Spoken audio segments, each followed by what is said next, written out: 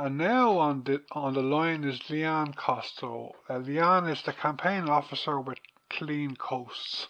Liane, welcome to the program. Thank you very much for having me, Darren. Liane, I know that you have a new campaign starting this week, but to start off, could you tell our listeners today on Near FM, for those who don't know, about who Clean Coasts are? I can, of course. Yeah, so Clean Coast is an organisation with the Environmental Education Unit of Antashka.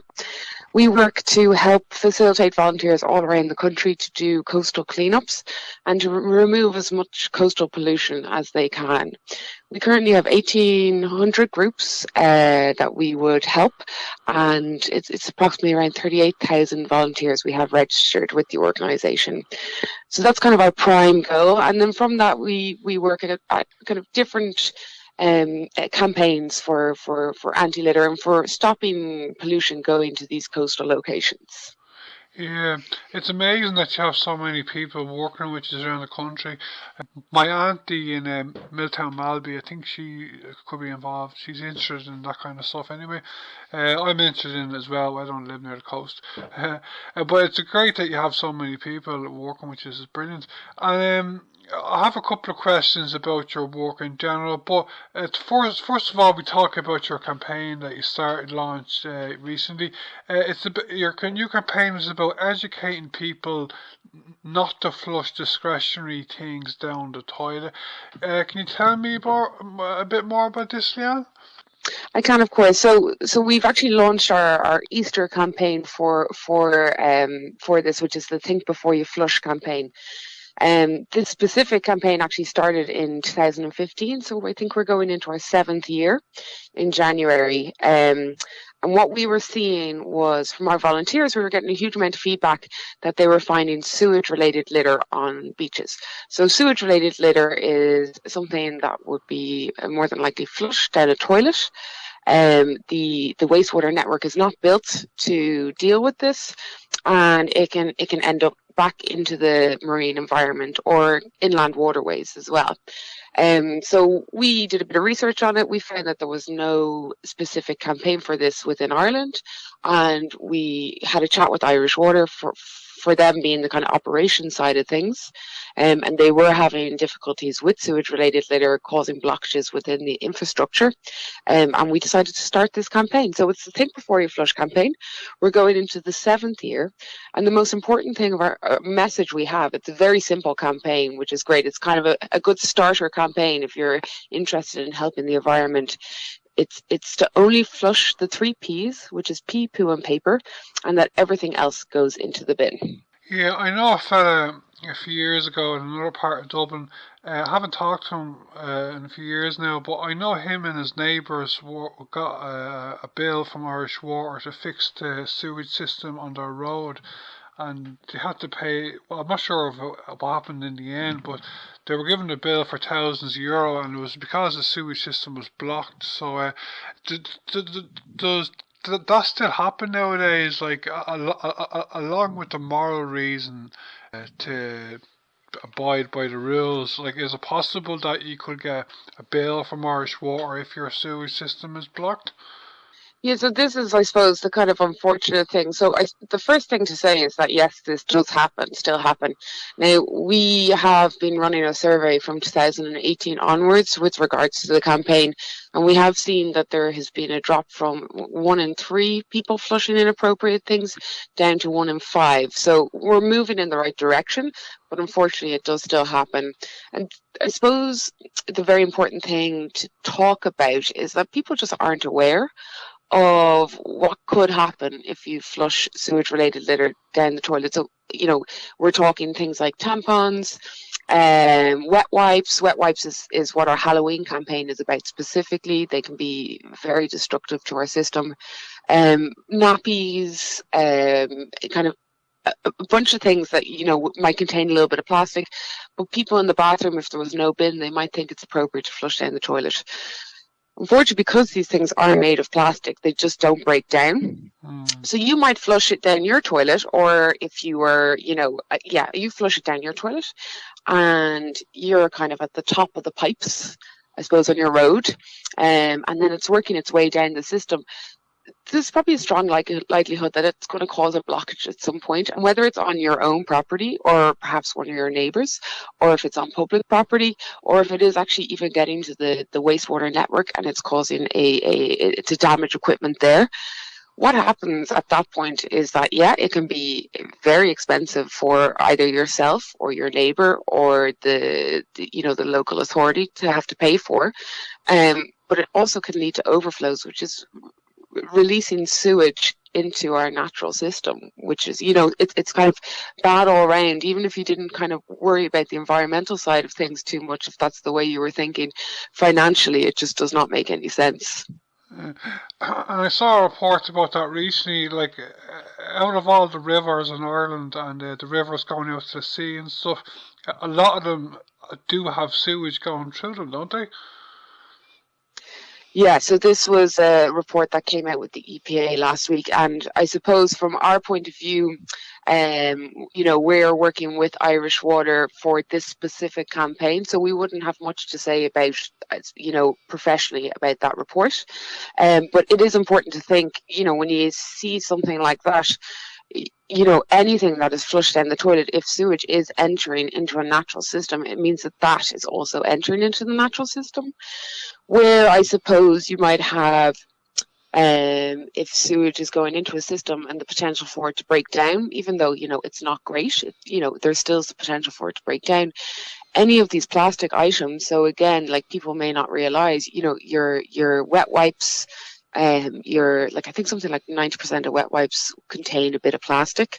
Tampons, cotton buds for the ears, cotton pads for maybe putting on some cleanser or removing your makeup or whatever. All these things contain plastic, and they will not break down in our natural system, and they will not break down in our wastewater network either. Do you know the way a lot of people sweep stuff in their back garden down the drain? Would cigarette butts be included in that they block the system?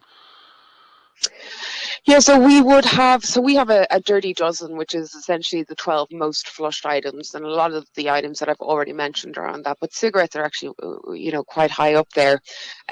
From a personal point of view, I would actually facilitate a good few corporate cleanups for Clean Coast, and, without any doubt, cigarettes is the number one item that we find, whether it's, at the coast, whether it's by the canals, whether it's beside a river, even in, I suppose, areas that you might think are quite away from kind of an urban setting.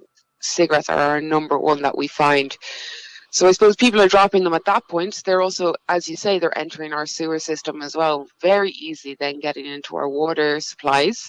And they are highly toxic. So, if we have any of them, if we have them disposed in our natural environment, they're going to cause toxicity to not only the water sources, but also even inland as well.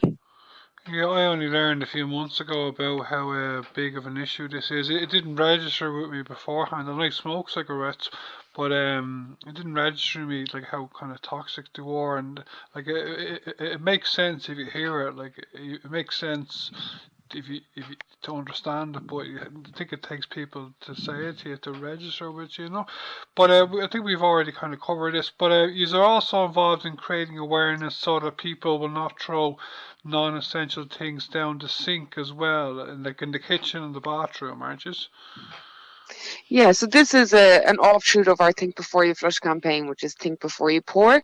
Again, it happened with kind of consultation with Irish Water. So we do work. So it's our campaign is operated by Clean Coast, but it's in partnership with Irish Water. So we would have quite a close relationship with them when talking about issues with operations. What we were finding was that kind of increase in overflows was due to blockages in our pipes, and our blockages in our pipes quite often were sewage related litter mixed with fats, oils and greases that have been washed down the sink. So fats, oils and greases, when we wash them in the kitchen, at room temperature, they can be liquid, but once they enter our wastewater infrastructure, they go into pipes. And I suppose, you even think about these pipes are going through land, going through the earth, where, they're not being heated, so they are going to be a colder place. And the minute the fats, oils, and greases enter this, they can solidify and cause big problems. I'm sure maybe your listeners have seen images of these kind of horrible fatbergs found in pipes, and so you're talking an overflow. The real nasty thing about these fatbergs as well, like you can only imagine with sewage-related litter and these fats, oils, and greases kind of mangled together. But people actually have to go down and physically clear them themselves. We don't have any technology that's going to remove these, so it is whoever is in charge of that area is having to send people down to actually clear out these giant blockages. And if you get a bill for thousands of euro, you'll know all about it. Okay, I don't know if you know anything about this area, Liane, but yesterday my friend told me, after I told him I was interviewing you today, he told me that he heard on radio recently that most tea bags in Ireland are not actually biodegradable, which is the opposite of what I assumed. Do we know any more about this topic, Liane, tea bags? Yes, this would be something I suppose that I would have personal knowledge with. It wouldn't be necessarily what we would work with, but we're kind of at the face of waste management a lot of the time within Clean Coast. So yeah, you're talking a huge amount of tea bags will contain plastic, unless it states it on the box that it is biodegradable. Unfortunately, it is going to contain plastic, and it's not going to break down that well. So if there is, it's worth doing a little bit of research. These things are relatively easy to kind of Google and see if you can choose something that contains a biodegradable product that can break down within the system, as opposed to taking hundreds of years to break down. Yeah, and just to go back 1 second, we're talking there about the sinks, like in the kitchen or bathroom or whatever. If we shouldn't put things like kind of oil and stuff down, grease, oil down the sink, where should we put it? In the black bin, is it? So if you have a curbside compost collection, you can put small amounts of fats, oils, and greases into that. You don't want to put too much because, unfortunately, they do attract rodents. So what we would advise, if you have been cooking with oil, if it's a small bit, just grabbing a piece of kitchen paper, wiping your pan clean, and then popping that into the compost bin. If it's larger quantities, pouring it into a heat-proof container. That could be maybe a jar that you have finished, or a kind of can for beans or whatever. You can throw it into that, let it cool down, let it harden, and then throwing it into your black bin waste. So curbside collection. Yeah. It actually hardens if you leave it, does it? So some of them will harden. Some of them will stay as liquid. So obviously, if we can get a container with the lid, it is going to be the best scenario. But I always like to think it's a good reason to use less oil in your cooking, so that we don't have to dispose of so much of it. Okay, I won't keep it much longer, Liane. I've never done an issue with Panda or any of the recycling companies in general, and I might try and do one. But I would really love to know how much of the waste they receive every year is actually recycled, because I've heard conflicting reports on this. I read one report a few months ago saying that most of the stuff we give to like organisations, recycling companies like Panda, is not actually recycled. Do you know any more about this, Liane? I wouldn't be in a place to speak about Panda now and their waste collection. I know that a lot of our, most of the messaging that we try to give out from Clean Coast is that we kind of, refuse plastic if you can, reduce it so you don't use so much, reuse when you can, and then recycle. Unfortunately, like a lot of our recycling is sent outside of this country. So yeah, I think the kind of the best thing when we are concerned about waste and our waste culture is to try and waste less. It would be my opinion anyway. Yeah, I'm gonna try and do an interview with one of either Panda or one of the other organisations. I use the Panda organisation, but because I just love to know how the system works. Because I have heard conflicting things, like because nearly everything in our green bin is plastic, like. But Hmm. and like I always kind of assumed that it's pretty much all going to be recycled, but I have heard conflicting reports, so I don't know for sure. Okay, Leanne, to come towards the end of our interview, do you have any big or other interesting plans in Clean Coast and in your unit in general leading us into the new year? Do you want to tell us about? Yeah, of course. So we actually have a good few things coming up. So next week we have our Love Your Coast photography competition, and we are going to announce the winners. So this has actually been running throughout the year. So we're having the award ceremony next Thursday. Uh, During November, also, we will have our Ocean Heroes Awards, which is where we celebrate the volunteers around the country, and we kind of award the best practice throughout the year.